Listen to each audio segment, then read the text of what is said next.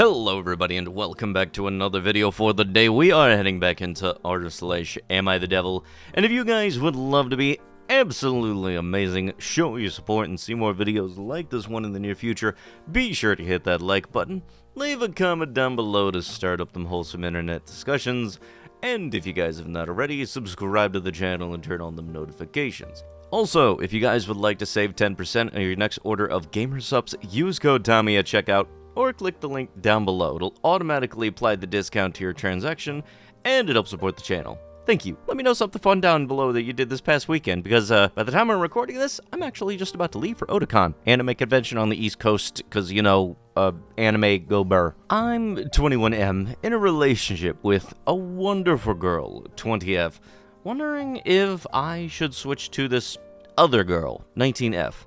Hi, I really need to vent. I'll describe each one of us and a brief situation. Tell me, what do you think are the signs in a relationship or in a person that can tell me if I should end it and switch to somebody else? A bit about me. I'm 21, IT technician, CCTV, animation, security systems, etc., developing a small company. Right now, it's a single-man operation, with possible growth to a typical small construction crew. I own about 10 HA, 25 acres of land, and half of my house, living with my mother and brother. I also serve as the chairman of a social club that annually organizes a fantasy convention for about 2,000 attendees, and some smaller projects during the year. I'm a simple man, and an atheist, which might be important. Wanting a house of my own, a great family, being able to do some work every day for the company, and some for the local community. My love language is providing financially and taking care of things like the house and other heavy-duty things. Also, I want to give a true romantic love with things like deep connections, enjoying art and music together, surprise gifts, and spontaneous activities. With my current girlfriend, I'm able to do maybe half of these things. A bit about my current girlfriend. We've been together for about 4 years, with a 1-year gap after the second year. She is 20, a first-year college, studying to become a nurse, with a side hustle of nail paintings. She changed a lot for me. From chaotic, vulgar, and reckless, with a ton of partners, to calm and more responsible. I feel like our relationship is great. She supports me a lot mentally when I am stressed about my work for the social club. And that's exactly what I expect from my partner, and what I love for her. I love her looks, but not exactly her style. We have the same preferences in the messing around life, but I hate that she doesn't initiate. I love to discuss, but she always turns that into big arguments. I love that she earns money, but she is irresponsible with it. I love that we talk about our problems, but I hate when she yells. With everything I see, she tries to be better, and to my liking, but I see her old self when the things get real. It's not really healthy for her to become someone else, but just because she wants to be with me, especially when I don't pressure her at all. In terms of religion, she is an actual witch doing rituals and whatnot, but somehow she can't understand me being an atheist. I think she wants emotional support in her partner like I do, but I'm afraid I don't know how to provide that, because comforting her and trying to offer my actual help doesn't work for her. I love her, and I think that she is the one for me, but I'm not quite for her. A bit about the other girl. She plays violin and loves music and art. She finished high school and music school. Now she's applied to a music college. She is a dedicated Catholic, but she understands and is cool with me being an atheist. She is also an educator on Catholic camps. When we've talked about relationships, we could see that our needs and what we offer really complete each other. We share a lot of interests and have a few friends in common. We also have the same goal in life, like building family and doing work for society. I love our relationship with art. simple descriptions of everyday things that can become a poem just like that. I love her looks and her style. I love to discuss with her about life, religion, art, or silly things. I like that she actually is calm and we can enjoy a quiet time. How I met the other girl and why we didn't become a couple? It happened during the gap year with my girlfriend. I've seen her on a few concerts playing violin. She always looked stunning, and I waited every time for her outside, never being able to catch her to get her number. Fortunately, she popped up on my Facebook in the People You Might Know section. I saw that we have 2 common friends, and I asked them about her. I was able to get her number, and we started texting a lot. She comes from a traditional family, so she couldn't go on a date just like that. But she invited me onto this small concert, saying that we could talk in person for a bit after. After I invited her to the concert, After I arrived at the concert, one of her friends recognized me and told her that I'm here. The moment that she turned her eyes to me, I almost fainted, and I felt stressed for the first time in a long time. We started talking and texting on a daily basis, and we went to a few dates after some time. She was even able to convince her parents to let her go with me to this Polish equivalent of prom, and it became the party of my life, mainly because of her. After the party, we started to fall apart a bit. Later, she admitted that it was because of her ex getting into her life again. During this time, I got back with my current girlfriend, but after 3 months, she told me that her ex was trying to get back with her and ruin her life because she broke up with him, but was finally able to get rid of him once and for all. I was sad because I would have been able to help her or maybe wait for the right time and become a couple, but it was too late. Recently, I started texting a bit as friends with the other girl. I told my girlfriend about it. I hate to hide things. I know she is single and feel that she wants us to give us a chance that we lost. I'm afraid I started to develop some feelings for her again. I find myself constantly looking at our pictures and thinking about her. I started to really consider breaking up with my girlfriend for the other girl. I know I'm only 21, but losing my father at 11 forced me to become responsible at a young age. Right now, I feel like an old man that's only 21, and that's why I want to pick the right woman early and settle. I would appreciate any advice on things. You can tell me if I should switch, and would love to hear your stories on how switching turned out for you. Edit. English is not my first language, and I see now that switching is probably the worst word I could use. Thank you for your advice. Now, I really see that I should go to therapy, talk about it with my girlfriend, apologize, and maybe do some time alone. Yeah, I'm gonna tell you this right now, dude. The whole should I go to this girlfriend or this other person, it's not really gonna work out for you. Really, therapy's actually a good idea. Go with that one.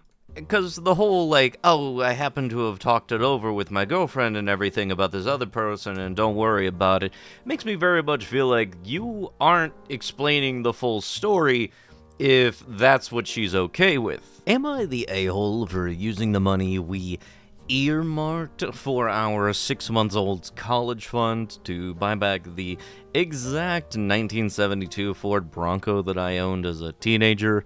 So, how do we begin this? I realize that on paper I am totally the a-hole, but when you dig deeper into my motivations, I'm hoping it's more of a gray area than anything else, and maybe even I did the right thing. When I was a teenager, my dad bought me a classic 1972 Ford Bronco. It was my true passion, and I don't recall a memory of high school that somehow doesn't involve that truck. Plus, my dad and I would spend hours and hours working on it together, and we went through that especially a father/son rough patch when I was a teenager. It was always that Bronco that brought us back together. I made a huge mistake and sold the truck when I turned 19 years old, And my dad died of a heart attack 2 months later, so while not logical, I've always felt a karmic connection between the two events. We had a baby in early February. She is our first and the light of my life. My wife is doing well, but she's back at work and she has realized that she hates all the daycares we've tried and really wants to be a stay-at-home mom. And plus, she's still very hormonal from delivery, lack of sleep, and breastfeeding, so she's having a rough time and is angry a lot. I guess I need to say this. 2 weeks ago, I was driving through our town's warehouse district and saw a Bronco that was pretty beat up but resembled mine. I stopped just for nostalgia's sake, and the owner came out and let me take a look inside. My dad and I had glued a wheat penny under the dash as a sort of security measure. I just sort of checked, and gosh darn it if it wasn't my Bronco. I asked him if he'd ever consider selling it. He said actually someone was on I-25 as we spoke from Colorado to buy it for $21,000. I freaked out and asked him if I could buy it right then and there for $23,000. He said if I could come up with the cash, yes. I had been procrastinating setting up a 529, so I had $12,000 in savings that my wife's parents had given us. I maxed out my credit card to Venmo, and my mom brought down a check for $4,000, and I freaking drove away in my old car. It was like a dream come true. Like a literal dream come true. It needs a lot of work, and I can't afford right now, but it's mine. Like, in my driveway mine. Again, I can't even describe what a joy this is. My wife and her parents are furious with me. They feel that I was deceptive, that a real man would have sacrificed everything and anything so my wife could go stay at home with his kids. And that's settling aside that they gave us the money for a college fund. My point is, my daughter is only 6 months old. We have 18 years to set up a college fund of hers. But this Bronco means everything to me. If I wouldn't have acted, it would have been gone forever. Now it can be that same connection between me and my kids. To me, it is the literal meaning of happiness. Like I said on paper, a-hole, whole story, gray area. How do you guys see it? Edit. I had no idea this would go so one way. I guess I messed up. I talked with my mom, and she is basically going to buy the Bronco from me in order to refill the college fund and pay off the credit card. The $4,000 will be a gift, and she's going to give me whatever I need to restore it. She's always been awesome to me, and she's rather the money be spent now than wait for me and my sister's inheritance. Sorry to get everyone so mad at me. I was thinking with my emotions and acted badly. Edit 2. Are the "mommy bailed you out" comments really necessary? I found a solution, and it's coming from me and my sister's inheritance, so it's not like I'm not paying for it on my own eventually. Edit 3. My inbox is so buried, I have no idea what those icons are that were gold used to be. Does anyone know what those are? Edit 4. I'm getting a 403 error whenever I try to respond. Not sure what that means, but I'm still reading because honestly, I'm afraid to go home. Even with the great news, I know my wife is going to be upset for one reason or another. Edit 5. Does anyone know what 403 error means? I messaged the moderators, but they must be busy. This person, since you are a mod, don't you know? I can't respond to any posts and get the status 403 whenever I try. Thanks. Edit in the morning. I couldn't figure out why I was getting so many privates, but I guess this must be locked now. I didn't tell my wife that my mom bailed me out and lied and said that I found a buyer for the Bronco.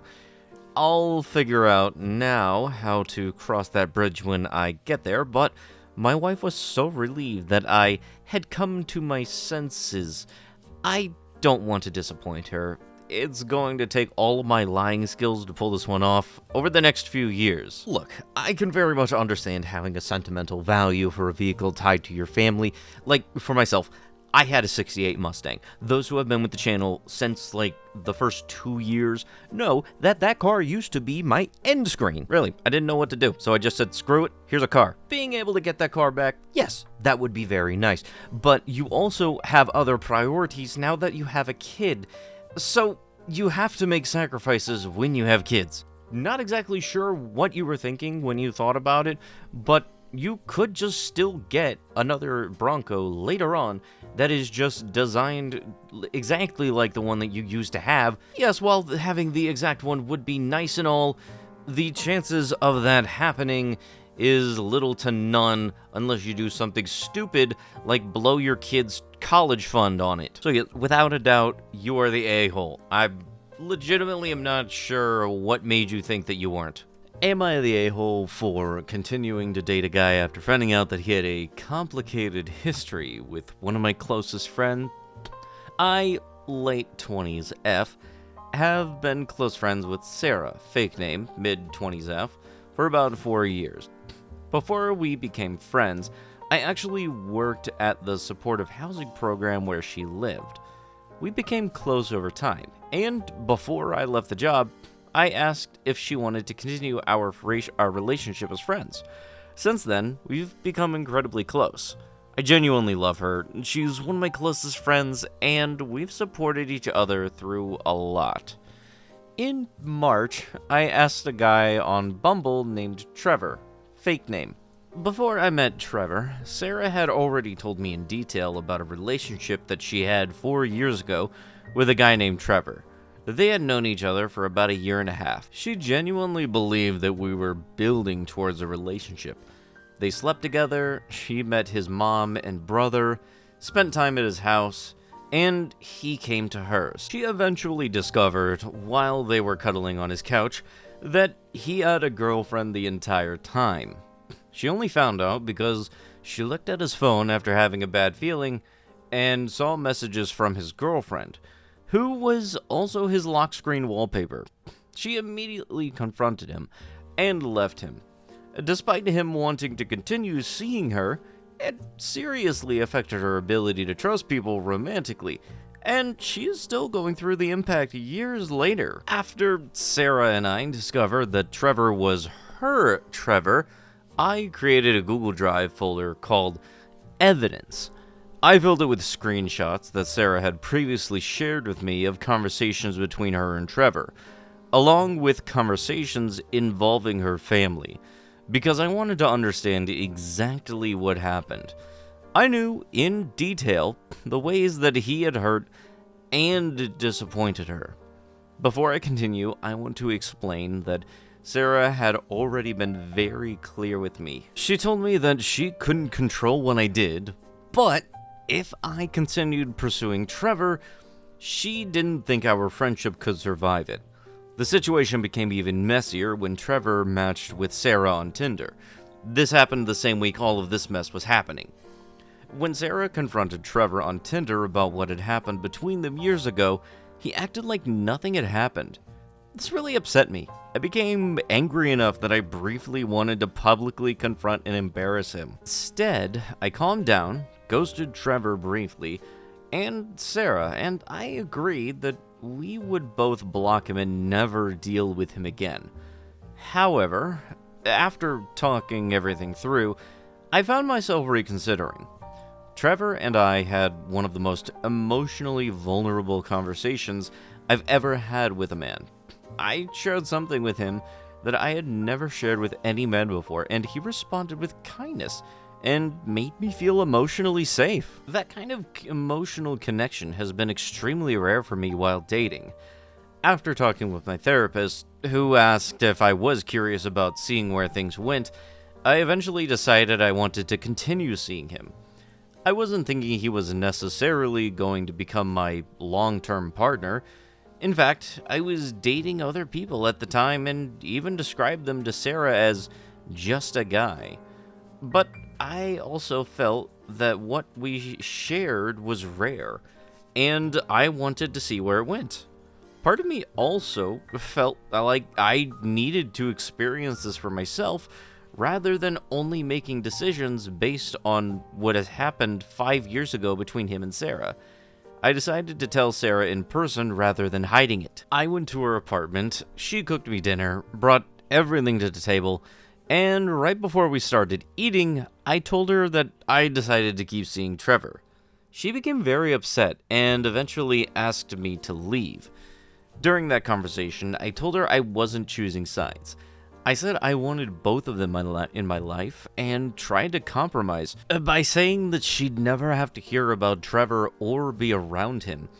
I admitted I felt really guilty. I explained that after talking to Trevor and getting to know him, I understood why Trevor behaved the way he did back then, but I wasn't trying to excuse it. I just wanted to continue seeing where things went because of the connection I'd experienced. A few days later, I texted Sarah telling her that I cared deeply about her, wanted her in my life, and that I'd check in the following week. She replied asking me not to contact her again for the rest of the summer, and said that she'd reach out if she ever felt ready. I respected that request. I replied that I would always be open to talking whenever she was ready, and that I wanted to fight for her trust and understanding again because I didn't want to lose such an important friendship. She blocked me shortly afterward. I felt an immense amount of guilt because I knew exactly why Sarah was hurt, and I understood the risk before making my decision. At the same time, I also felt like I had to make my own decision based on the relationship I was experiencing with Trevor rather than only on his past. Now, I've essentially lost one of my closest friends. I keep wondering whether I was selfish for following a connection that I wasn't even convinced would become long-term, or whether I was entitled to make that choice, even if it cost me one of my most important friendships in my life. Am I the a-hole? But with that is going to have to be it with the video. If you guys would love to be absolutely amazing, show your support, and see more videos like this one in the near future, be sure to hit that like button, leave a comment down below to start up some wholesome internet discussions, and if you guys have not already, subscribe to the channel and turn on the notifications. I'll be sure to see you guys in the next one. Thank you so much for watching, and bye-bye!